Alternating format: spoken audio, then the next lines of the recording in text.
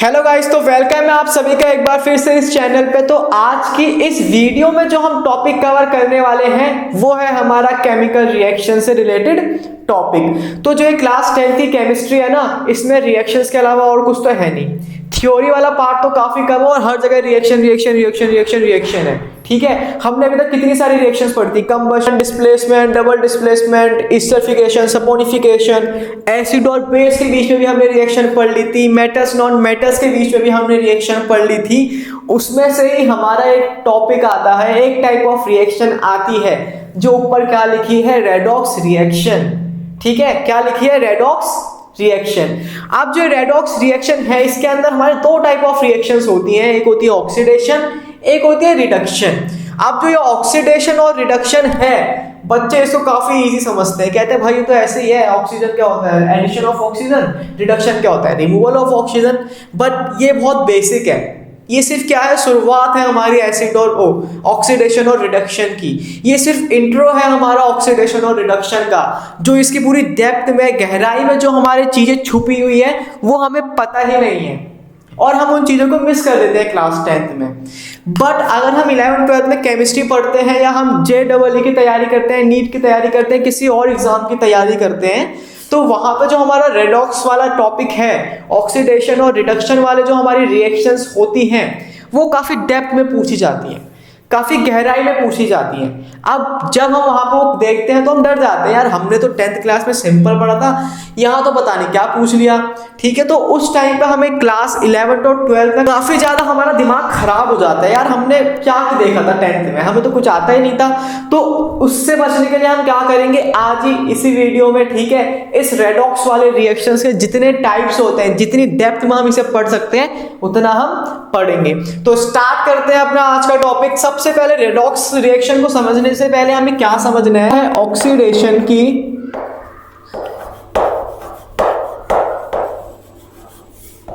ठीक है। दूसरा मेरा क्या पार्ट आता है इसमें, रिडक्शन। क्या आता है, रिडक्शन। ऑक्सीडेशन क्या होता है सबसे पहले हम वो समझते हैं। ऑक्सीडेशन जैसे कि हमें पता है क्या होता है, एडिशन ऑफ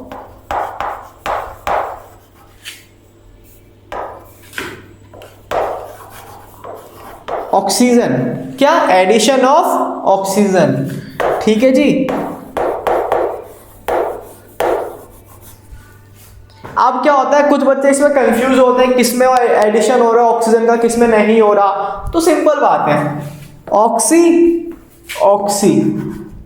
मतलब ऑक्सी मतलब एडिशन ऑफ ऑक्सीजन हो रहा है। ठीक है, अब हमने देख तो लिया कि हमारा एडिशन ऑफ ऑक्सीजन हो रहा है, बट जो ये हमारा एडिशन ऑफ ऑक्सीजन है ये हमारा हो किस चीज में रहा है, हमें वो कैसे पता चलेगा। ठीक है, समझते हैं। मैंने कोई सब्सटेंस लिया था रिएक्टेंट साइड में A, ये हमारी रिएक्टेंट साइड है और ये हमारी प्रोडक्ट साइड है। मैंने एक सब्सटेंस लिया था रिएक्टेंट साइड में A, जो हमारा रिएक्टेंट साइड में सब्सटेंस A था, इसमें हमारी कोई भी ऑक्सीजन नहीं थी, ये हमारा फ्री ऑफ ऑक्सीजन था। अब मैंने क्या करा, इस तरफ ऑक्सीजन के साथ इसकी रिएक्शन करा दी। मैंने क्या करा, उस सब्सटेंस A की जिसके पास ऑक्सीजन नहीं थी उसकी मैंने रिएक्शन करा दी ऑक्सीजन से। तो जो प्रोडक्ट में मुझे चीज मिलती है वो क्या मिलती है, एक तो मिलेगा ये सब्सटेंस A और इसके साथ मुझे ऐड हुई क्या चीज मिलेगी, वो होगी ऑक्सीजन। समझ आ गया। तो यहाँ पे क्या हो रहा है कि इस सब्सटेंस में पहले ऑक्सीजन नहीं थी बट अब ऑक्सीजन है, तो जो ये रिएक्शन हुई है इसी को हम कहते हैं ऑक्सीडेशन रिएक्शन, कि किसी भी सब्सटेंस में हमने क्या ऐड कर दिया है, ऑक्सीजन। इतना आप सबको अब समझ आ गया होगा कि हमारा ऑक्सीडेशन क्या होता है। अब इसके बाद हमारा क्या आता है, रिडक्शन भाई साहब आते हैं। और रिडक्शन क्या होता है, ऑक्सीडेशन का बिल्कुल opposite. Opposite in a sense मतलब हमारा ऑक्सीडेशन क्या कह रहा है कि हमारा क्या ऐड होगा, ऑक्सीजन ऐड होगा। और रिडक्शन, आर से रिडक्शन, आर से रिमूवल। हमारा रिडक्शन क्या कहता है कि मैं करूंगा रिमूवल ऑफ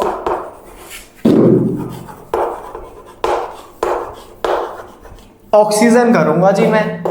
इसने क्या बोला, मैं करूंगा ऑक्सीजन को ऐड, और रिडक्शन ने क्या बोला, मैं करूंगा ऑक्सीजन को रिमूव। ये कैसे होगा अब वो देखते हैं।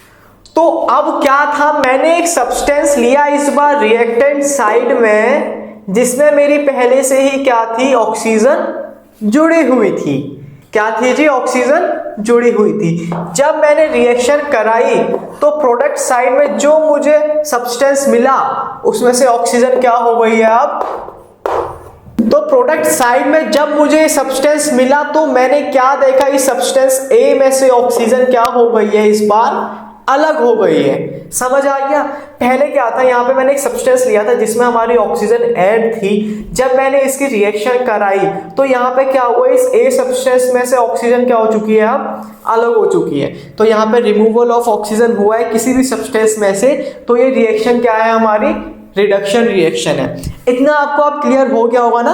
अब एक चीज गौर से देखना, अगर तुम इसे ढंग से देख रहे हो, ठीक है, इस वाले पोर्शन को, तो यहां पे तुम्हें कौन सी टाइप ऑफ रिएक्शन दिख रही है। चैप्टर फर्स्ट में जाओ, याद करो क्या था कि जब भी कोई दो चीज मिलके एक नई चीज बनाती है, कि रिएक्टेंट साइड में हमारे दो या दो से ज्यादा चीजें हैं और प्रोडक्ट साइड में क्या है, सिर्फ एक सिंगल सब्सटेंस मिल रहा है, हमें सिर्फ एक सिंगल प्रोडक्ट मिल रहा है, तो उस रिएक्शन को हम क्या कहते थे, कॉम्बिनेशन रिएक्शन। तो यहां पे कुछ वही दिख रही है ना, दो चीजें हैं हमारी रिएक्टेंट साइड में, पर प्रोडक्ट में क्या मिल रहा है, हमें एक सिंगल सब्सटेंस मिल रहा है, तो ये क्या है, हमारी कॉम्बिनेशन रिएक्शन। पहली बात तो ये।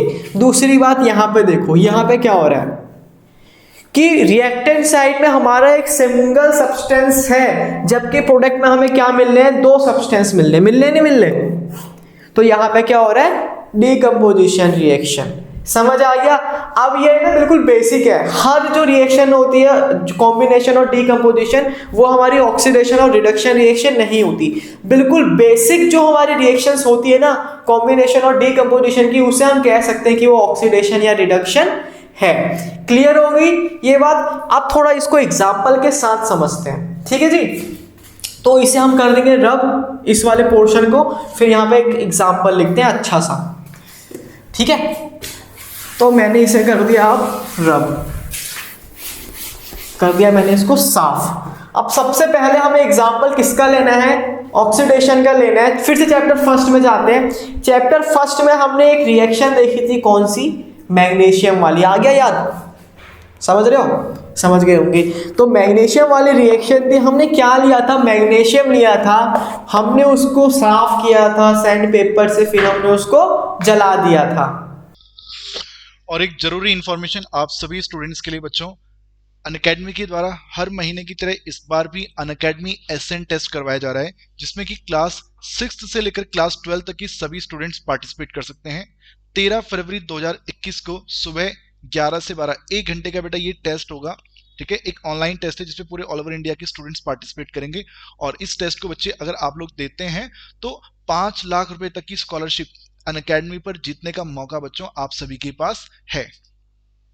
देखिए, अनअकैडमी एप्लीकेशन जब भी आप अनअकैडमी जो लर्निंग ऐप है, जब भी आप उसको ओपन करेंगे बेटा, तो उसमें वहां पे आपको टेस्ट सीरीज में अनअकैडमी एसेंट में एनरोल का ऑप्शन दिखाई देगा, ठीक है। क्लास 12 के स्टूडेंट हो या क्लास 11 के हो या क्लास 10 के हो, देखो 6 से लेकर क्लास 12 तक सभी बच्चे इसमें पार्टिसिपेट हमारे कर सकते हैं। ये डेट याद रखिएगा, डेट आपको मालूम है 13 फरवरी सुबह 11 से 12 का समय है बेटा, 1 घंटे का टेस्ट है, ठीक है। अब देखिए, आपको मालूम है एग्जाम आपके बहुत जल्दी आने वाले हैं और लगभग आप सबकी तैयारी हो भी गई होगी, और उस तैयारी को असेस करने का समय बेटा आपके पास, ठीक है। आप इस समय कहां पर स्टैंड करते हैं, ये मौका आपके पास है जानने का, ठीक है। तो इस मौके को गवाइए नहीं, इस टेस्ट में जरूर खुद को एनरोल कीजिए। इसके जो जरूरी लिंक्स होंगे बेटा वो आपको डिस्क्रिप्शन बॉक्स में मिल जाएंगे, ठीक है। और जो भी हमारे स्टूडेंट इस अनअकैडमी टेस्ट में एसेंट टेस्ट में पार्टिसिपेट करना चाहते हैं, उन्हें एक रेफरल कोड यूज करना पड़ेगा। हमारा जो रेफरल कोड है बच्चों वो है AC live. AC live code के जरिए बच्चों आप लोग इस टेस्ट में पार्टिसिपेट कर सकते हैं, और इसकी जो भी बाकी डिटेल्स है बच्चों वो हमने इस वीडियो के डिस्क्रिप्शन में दे दी है। तो चलिए चलते हैं आगे। तो मैग्नीशियम को साफ करने के बाद हमने क्या किया था, उसको जला दिया था, किसके साथ, ऑक्सीजन के साथ। तो जो हमें प्रोडक्ट मिला था वो हमें क्या मिला था, मैग्नीशियम ऑक्साइड। क्या मिला था, मैग्नीशियम ऑक्साइड। तो पहले यहाँ पे देखो मैग्नीशियम के साथ ऑक्सीजन थी नहीं थी, बट प्रोडक्ट में मैग्नीशियम के साथ ऑक्सीजन है, तो ये कौन सी रिएक्शन हो रही है हमारी, ऑक्सीडेशन रिएक्शन। समझ आ गया इतना। अब यहाँ पे एक बात याद रखना, यहाँ पे ना बैलेंस करने की जरूरत नहीं है। जो हमारे यहाँ पे मेन मुद्दा है, मेन टॉपिक है, वो हमारा क्या है, ऑक्सीडेशन और रिडक्शन को बिल्कुल डेप्थ में समझना, ताकि आपको 11th 12th में इस चीज को लेके कंफ्यूजन ना हो। इतना क्लियर हो गया ऑक्सीडेशन का एग्जाम्पल। अब हम लेते हैं यहाँ पे रिडक्शन का एग्जाम्पल। अब रिडक्शन का एग्जाम्पल क्या होगा कि हमारा एक यहाँ पे रिएक्टेंट साइड में कोई सब्सटेंस होगा जिसमें हमारी क्या ऐड होगी, ऑक्सीजन ऐड होगी, और जब हम उसकी रिएक्शन करेंगे तो प्रोडक्ट साइड में उस सब्सटेंस में से ऑक्सीजन रिमूव हो जाएगी। समझ आ गया। तो मैं यहाँ पे एग्जाम्पल के लिए लेता हूँ मैग्नीशियम ऑक्साइड, मैंने इसी को उठा लिया, ठीक है। मैंने इसको हीट करा, मैंने इसको डिकम्पोज करा, मैंने इसको तोड़ा, तो ये टूटेगा किसमें, मैग्नीशियम में और ऑक्सीजन में। समझ आ गया। तो ये हमारा क्या था, रिडक्शन था। एक एक एग्जांपल इसका और लेते हैं और समझते हैं, ठीक है। तो फिर से हम आते हैं ऑक्सीडेशन पे और इसका एग्जांपल समझते हैं। तो यहां पे मैंने एग्जांपल लिया Fe+O3। तो यहाँ पे देखो हमने क्या लिया था, आयरन लिया था, और इस आयरन में इस टाइम पे ऑक्सीजन नहीं है, बट जब मैंने रिएक्शन कराई तो मुझे यहाँ पे क्या मिलेगा, Fe2O3, आयरन ऑक्साइड मिलेगी, और हमें पता है कि ऑक्साइड में तो ऑक्सीजन होती है। समझ आ गया। यहाँ पे हमने फिर से क्या देखा कि हमने सब्सटेंस लिया था जो रिएक्टेंट साइड में, उसमें हमारा ऑक्सीजन नहीं था, बट जब हमने उसकी ऑक्सीजन के साथ रिएक्शन कराई तो मुझे जो रिएक्टेंट प्रोडक्ट में जो सब्सटेंस मिला वो मुझे क्या मिला, ऑक्सीजन के साथ कंबाइन हुआ मिला। मतलब ये क्या है, हमारी ऑक्सीडेशन रिएक्शन। अब हम जाते हैं रिडक्शन के पास और यहाँ पे एक एग्जाम्पल लेते हैं, ठीक है जी। मैंने लिया कॉपर ऑक्साइड, और जब मैंने इसको रिएक्शन कराई आगे तो क्या हुआ, इस कॉपर में से ऑक्सीजन क्या हो जाएगी, अब अलग हो जाएगी, तो ये क्या बनेगा, Cu+O2। समझ आ गया कि ऑक्सीडेशन और रिडक्शन हमारा यहाँ पे कैसे होता है और क्या होता है। अब यहाँ पे जो हमारी दूसरी बात आती है, हमने अभी क्या देखा कि एडिशन ऑफ ऑक्सीजन हमारा ऑक्सीडेशन है, और रिडक्शन और रिमूवल ऑफ ऑक्सीजन हमारा रिडक्शन है। बट अगर मैं यहां पे कहूं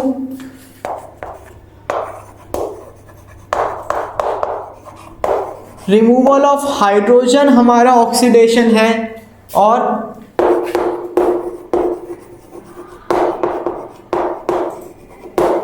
एडिशन ऑफ हाइड्रोजन भी हमारा क्या है, रिडक्शन है। सेम बात है, ठीक है। अगर मैं किसी रिएक्शन में से हाइड्रोजन को रिमूव कर देता हूं तब भी वो मेरी क्या कहलाती है, ऑक्सीडेशन रिएक्शन कहलाती है। और ठीक उसका उल्टा, अगर किसी रिएक्शन के किसी सब्सटेंस में मैं हाइड्रोजन को ऐड कर देता हूं तो वो तब भी मेरी क्या कहलाती है, रिडक्शन रिएक्शन कहलाती है, ठीक है। एग्जाम्पल के साथ समझते हैं थोड़ा इसे। तो पहले सिंपल देखते हैं ना क्या होता है।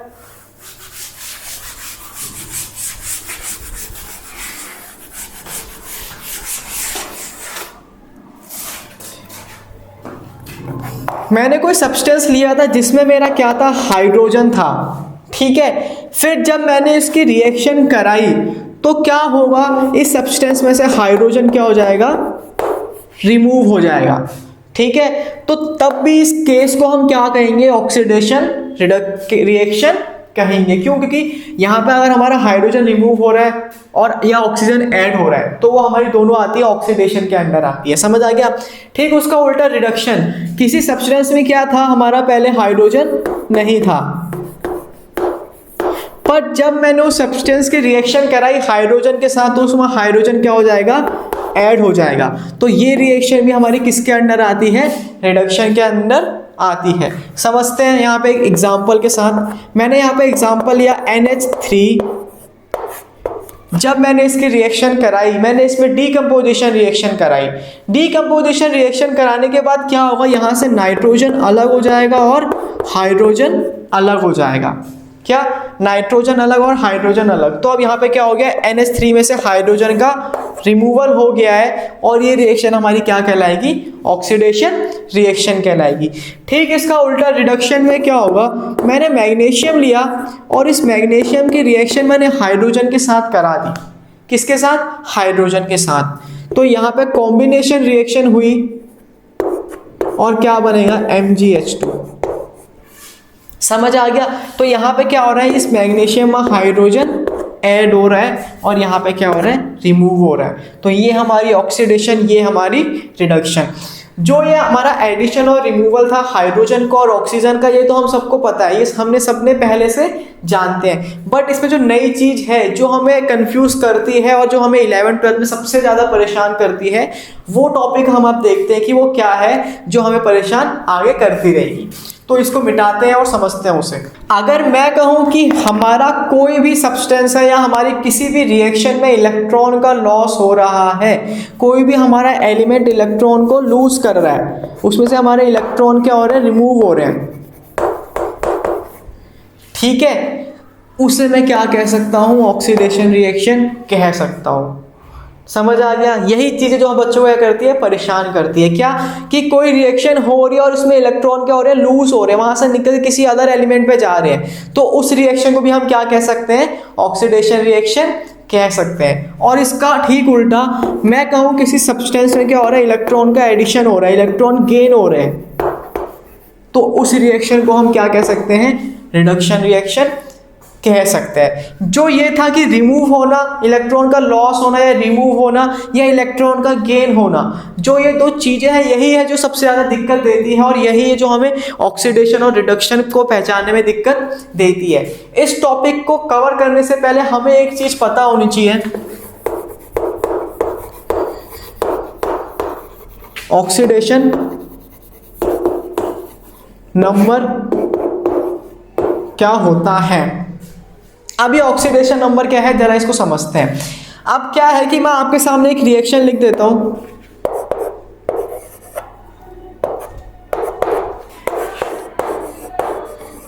मैंने आपके सामने एक रिएक्शन लिख दी, ठीक है। इस रिएक्शन का मतलब क्या है, इस A के ऊपर नेगेटिव चार्ज और B के ऊपर पॉजिटिव चार्ज, मतलब इस B ने क्या करा है, इस इलेक्ट्रॉन को डोनेट करा है और A ने क्या करा है, उसे गेन करा है। तो यहाँ पे क्या हो रहा है, इलेक्ट्रॉन रिमूव हो रहा है, तो ये कौन सी रिएक्शन हो गई, हमारी ऑक्सीडेशन रिएक्शन हो गई।